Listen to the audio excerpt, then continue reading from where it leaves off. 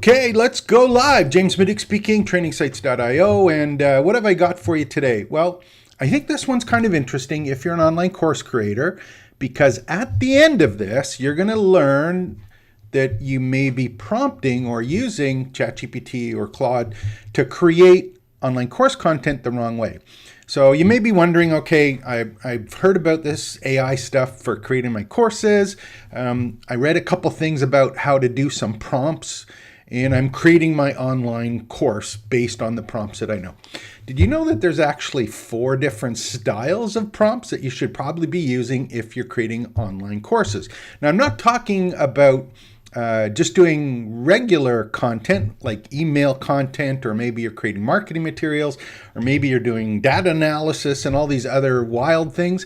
I'm talking about online course creators or people who want to do more than content dumps, which is something that I talked about earlier, who actually want to have value and flush out or get really great content that is structured in a way that will make great courses. So what I'm going to do today is I'm going to show you those 4 different styles.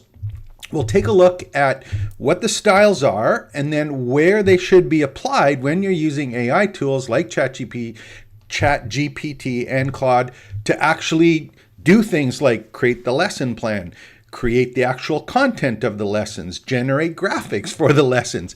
There's all sorts of different prompts, but there's 4 styles, and you need to learn those, I think, to make the best courses. So here's a couple of the ones that you may have heard before, and this is how I started out when I was doing it and learning about chats. And I've showed this before. I actually bought one of the AI first YouTube videos that I saw talking about AI tools, and the person that I was learning from, who was someone who was like a technical person, they actually sold a listing of like 500 prompts, and I bought the prompts so I could learn about them, and that's how I started out using them. So there was actually kind of set prompts that I used when I started, and they were just very kind of basic prompts. And the way that I started learning was that you asked a prompt, or you prompted the AI tool that you were using, and then you got a response. And that response was like, oh, well, that's not necessarily what I wanted. So you used a little bit of the same style of prompt, but you prompted again, hoping to get a different result. And depending on how good you were at creating that sentence or that prompt, that determined the response that you were going to get. And when you're creating courses, you could do that, but it kind of just gave you some content, but it's not really a course, right? It didn't really fill in all of the stuff that you need to add to an online course. So that was kind of like that prompting one, right? Just basic prompts. And you may have heard the term like being a prompt engineer or writing good prompts. I heard that at the start, but it was real work to actually figure out what the best kind of prompt to use was, especially for online courses. After there was kind of that first prompting kind of thing on how you had to learn, people started talking about using a role-based prompt. And a role-based prompt was act as if you are a course content creator expert, an expert instructor, experienced teacher, a wonderful copywriter. So you gave it a little bit of context or perspective, and that was a role-based prompt. And it kind of, usually there was 3 different chunks or styles or pieces of your prompt. So you went from a simple line or 2, and then you went to these role-based prompts. And then after that, you kind of ended up where you got pretty good at that, and you had some standard prompts that you use on a regular basis for creating courses, but it was still that kind of mechanical content that you were trying to get back, right? And a lot of times after that mechanical content, you tried to use some tone to it to get the course to be a little less AI, computery, and more real person kind of content. So you could use that kind of content on your courses. So you got role-based ones, you got regular-based ones, and you may have heard the other one that you'll hear probably more so now are chained prompts or prompt chains. And these are ones where you have a set process that you already know, and you use these specific prompts knowing that there's another step. So they're chained or prompts that are together. So I'll give you an example. If you know that you're going to create an online course, you may start with a prompt that is about researching your topic. You may look at that and do the prompting to get that research done so that you have enough experience. And the other thing I've done is I've talked about using tools other than AI tools like Perplexity.AI to do the research, which is probably a better choice. But if you're using just an AI tool, like the ones I'm talking about, it's like you use a prompt specifically for the task of doing research until you are happy with the research. Then you used a second prompt, which was all about going and saying what I need a syllabus next, or I need an outcome next, or who would this course be best suited for? And you can see there's a chain or grouping of these prompts for all of the things that you need to do in a course. So whether that's doing the research, whether that's looking at the outcomes, whether that's defining the person that would benefit from it, would it be about creating a syllabus, getting a perfect syllabus together, and then fleshing out each individual lessons, and then creating quizzes? So you see there's prompts for each of those ones. Those are chain prompts. And you're going, wow, that's great. And these are the ones that I started off and really, kind of fell in love with for creating online courses. And that's why one of the things that we ran into, and I talked about in this different other tools, is when you use a tool like Claude.GPT, you can create projects, and that organizes these chain prompts so that you have them all in one project. So you've got a whole bunch of different prompts, you've got a whole bunch of different chunks of information that make up the whole course. So those chain prompts, if you kind of had a good process for that, you could get a much better course than just starting off with a prompt. Now here's the problem with that. What normally happens is if you aren't good at chain prompts, or you don't have a structured kind of format that you follow, what you end up doing are having conversational prompts. And it's something that I think a lot of course creators end up spending time in, just because it's something that it seems natural, that you can talk to the chat with your screen, chat with the AI tool, and it comes out and you go, okay, I got that. And it's a little bit of a back and forth. And if you get good at that, it kind of blends into, over time, this chain prompt, so that you know the structure that you need to go through. So you're just asking questions about the different pieces, but it's one long, huge chat, and then you got to kind of put it together after. So there's actually 4 different styles, I think, of chats or ways to prompt that you really need to spend time on when you are creating online courses. So what are they? There's the first one I just want to kind of sort of think about here, and I'll let me just see if I can bring up one of the screens that I did here for it. Let me do. Actually, I forgot to mention one. Let me go back to this one. There's another one called. So there's the regular prompting, right? There's the chain prompts, the conversational prompts. The other one that kind of came into this is called a mega prompt. And the mega prompt is one that ended up where you did this one single prompt and hoped that it would create the entire course for you from start to finish. And this is just like very, very long prompts. And sometimes these are the ones that you kind of got to, or you used after you had a couple prompts put together and you just did one prompt hoping to get the entire course out of it. So there's 4 prompts. There's a regular prompt, there's a chain prompt, there's a mega prompt, and there's a conversational prompt. Those are the 4 different styles. Now the thing is, instead of using just one, if you want to create a great course, I'm going to suggest that you use all 4 styles, and this is how they fit together. Let me just open this up. This is actually a little chart that I put together with Claude, just so that you can see this. This is actually a chart that I outputted. I was talking to Claude and I said, you know what?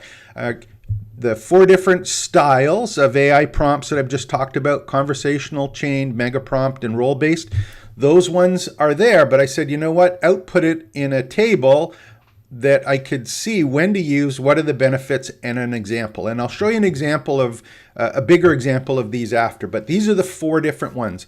So when you're just getting started, instead of using kind of like a single prompt, what I'm going to suggest is you want to use a conversational prompt.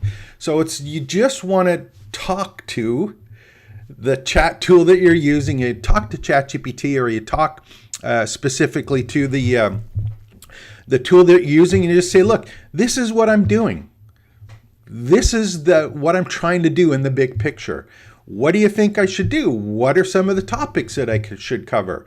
I need to do some research about it, and just have a talk with it to try and figure out what the heck it is that you can get a full picture on where you think you're started, but it's like getting a third-person view of all the other options that are available that fit into what you're thinking about. Now, you can use that conversational prompt, or you go use a tool like Perplexity.AI, and you ask Perplexity that will give you a broad view of stuff with references, and then you can go back to ChatGPT and have a conversation to say, hey, I have this kind of information I was thinking about doing or turning into a course.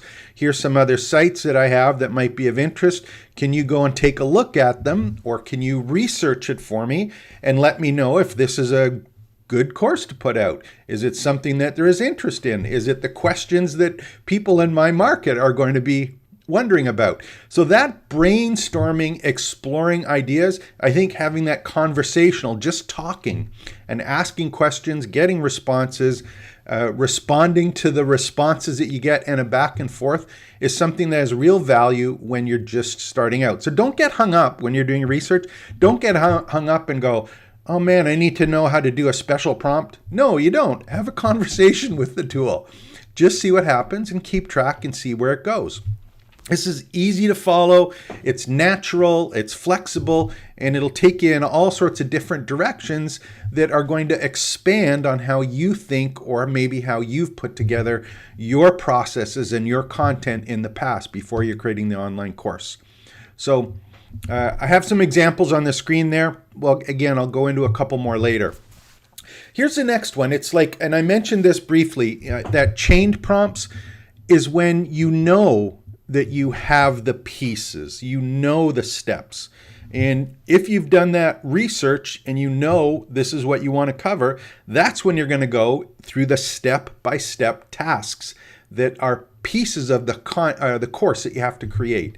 And you're going to just say, outline the specific modules that the course should follow based on the conversation that we've had before. Or create the learning objectives or the outputs or the different goals of the particular course, and do a conversation about only the goals. And then design activities, for example, or then create a quiz, or then suggest the assignments that be done, or the action items. So you can do each of those individual pieces, and that's just a tiny prompt about the step. Now, the reason that you chain them, and this is really important, the reason that you chain them is that when you are working with the newer versions of these AI tools, especially for courses, if you have a whole bunch of chained prompts and it's in one chat, that means that all of the content that has been discussed earlier and all of the prompts and responses that you've got, that context is kept in each of the following prompts.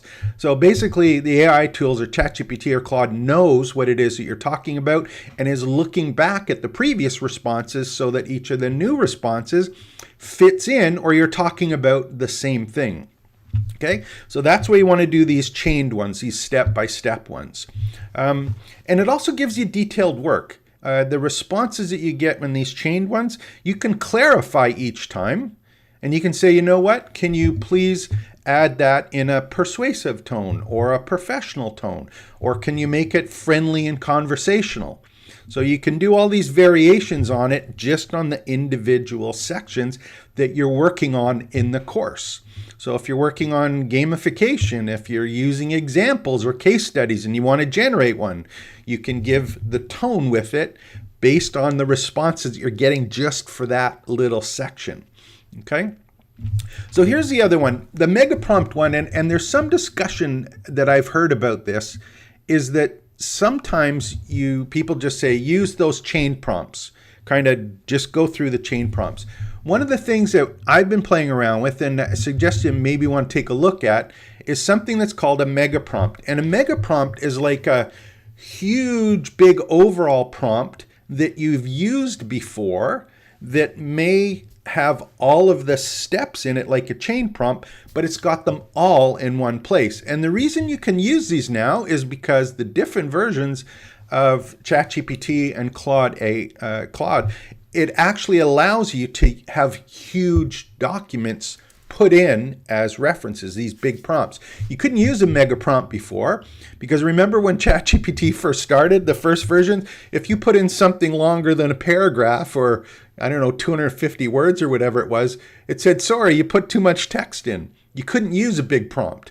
In this case, now you can put big, long prompts in that cover everything. And you may have a prompt that you've used over time that you can just plug in and use the entire prompt, just fine tune some of the little pieces of it, and you can get some kind of course outputted of it. And these kind of prompts, these big long prompts that I'm talking about, these ones, mega prompts, some people say don't use them, some people say use them. One of the things that you can do if you're not sure about where the course could go, or you're doing that research and you're not kind of sure of how you want to put it together or what good ideas on how you put it together. Like, should I do this in 7 lessons or should I do it in 15 lessons? Should I break it into sections or should I not break it into sections? Should I cover this part or should I not cover this part? If you have some kind of process you normally use, you can use a mega prompt and it will maybe give you some ideas that you wouldn't have thought of because it's looking at the whole picture, looking at the entire course on how you normally do things. So it's kind of the research and the structure and the content all put out in one, and you can go, you know what, I like that or I don't like it, and then you can go to the conversational one and these other ones. So these ones are, a mega prompt is good if you know the structure, but you want to kind of figure out what happens over and around it. And this mega prompt and the chain prompts can work together really, really well. So I'll give you an example of a mega prompt now, just so that you can see it. And I think I have, these are my notes that I picked out here. There we go. Let me just pull up one of the ones that I had here. There we go. So here's a mega prompt that I put together, and I'll put these below so you have links on them. So this one, let me open this one up so we can get a whole page here, just so that you can see it. So on this one here, the mega prompt, it's like create a complete plan and content outline for an online course titled, and I just did an example one, you put whatever title you want there, follow these specifications. So it's like the course overview, the target audience, the course structure, detailed content for module 1, assessment strategy, quizzes for module 1, and a 5 multiple choice questions. So it's telling all of the pieces, all of the stuff that you want to have, the quiz content, the purpose. It's even talking about creating infographics or charts, that kind of stuff. Engagement, interactivity for students. And you can go through, and it even says, please ensure all content is original, engaging, and tailored for an online learning environment. The course should be suitable for beginners, but provide value to those even with some familiar with digital marketing concepts. So you can start with that, copy and paste that, put it in, and see what happens. And you're going to get some ideas on, hey, that's interesting. Maybe I could do something like that. Or, hey, that's kind of neat. Maybe that is more important, or that area that I was thinking about is something that may really be something that I should spend some time on. Okay. So let me just go through. Here's one. I'm going to read a couple other ones just so that you can see them. And I did these up. Now, how do you think I did these? I used ChatGPT to come up with them. And I'm not going to try and snow you on this one. I'm using these to create the videos that we actually do each day. So here's an example that was put together just to kind of show you where you might want to consider the different kinds of prompts and what they might look like. So here's a practical example here. So here's the first one that I'm just going to talk to you about. And again, I'll put these documents so that you can look at them. So if you're doing the research phase, conversational style, Okay, so it's an example. Let's discuss digital marketing. What are the key areas we should cover in an introductory course? Can you suggest any recent trends or technologies that should be included? So you're just flushing things out, right? You're not telling it to create a course right away. You're just saying, hey, what is going on? What are the trends we should be looking at? I'm interested in this topic. What are some of the things that other people are interested in? Or what are the things that I should focus on based on what I know? So this gives you the opportunity to do a back and forth and flush out real stuff that's going on that might be stuff that you didn't think of. Okay. The second one is when you go to the chain prompts. I gave this example earlier. It says when you're ready to do the structure and you have the steps. So based on our discussion, let's create a list of 6 main modules for the digital marketing course. You know that you have to create them. First, the module on introduction to digital. What are the key topics that we should cover? So this is when you have your lessons, your topics. You know all the pieces, you just ask for them. And then you can develop the content and use a mega prompt within each of these, right? If you know how you want it outputted. So for example, create a detailed outline of a 60-minute video lecture on search engine optimization for a digital marketing course. So if you know how you want a specific lesson or specific content, you can create a whole big prompt that lets ChatGPT or Claude know, how do I output this? Is it a paragraph of, what is this video script? What is the text script? Give me a complete video script if I'm going to create the course. And it allows you to have a structured format for all of your content because you've got that prompt, and it's a mega prompt for a lesson that it knows exactly the way that you want stuff to go out. Okay. And then another one you might want to use is role-based ones, not only for creating the content, but specifically for things like quizzes or assessments. So you can put people in a perspective so that when they're answering it or the way the questions are asked, you know what those persons that are taking the course, the students, you know how they would think about things and what they want to do here. So as an experienced digital marketer instructor, review the following quiz, provide feedback on the question's relevance, difficulty level, and suggest any improvements in additional questions. So you can say, as someone who's taken the course and as a beginner, these are the quizzes or the questions I'm asking. How do they fit in? Are they too advanced? Are they too beginner? Can you suggest additional questions? But you can use that whole role-based piece as a way to go forward here. Okay, so these 4 types are ones that you kind of think in the back of your mind and you organize and you say, okay, I'm going to create an online course. I understand what the topic is. I need to do my research and I need to flesh things out. I'm going to use a conversational style prompt. And you're going, okay, great. I know the structure that I want, and I'm going to ask individual chain prompts about a piece of my particular course. And then if you know you want to create content and you know the format that you want, you know the script that you need or style of script, you know the tone that you need, you have a set mega prompt for the lessons or the topics that gives you everything that you need. And then you can follow it up using role-based stuff to see what applies and if it applies properly for your particular course that you're creating. Okay, so put these in the documents below. If you want help with these, go to trainingsites.io. We've got a whole bunch of courses there that we're adding on this one. To our existing library, to our older courses, we're adding these on a daily basis. All of this stuff is stuff that you can learn. It's going to change quickly. You've got to be flexible and look at these. But if you're creating online courses, just think of these 4 different styles when you're trying to create your course, and don't get hung up looking at a single prompt and go, this is the only way to do things. Look at the 4 styles, try them out, see what happens, see what you get.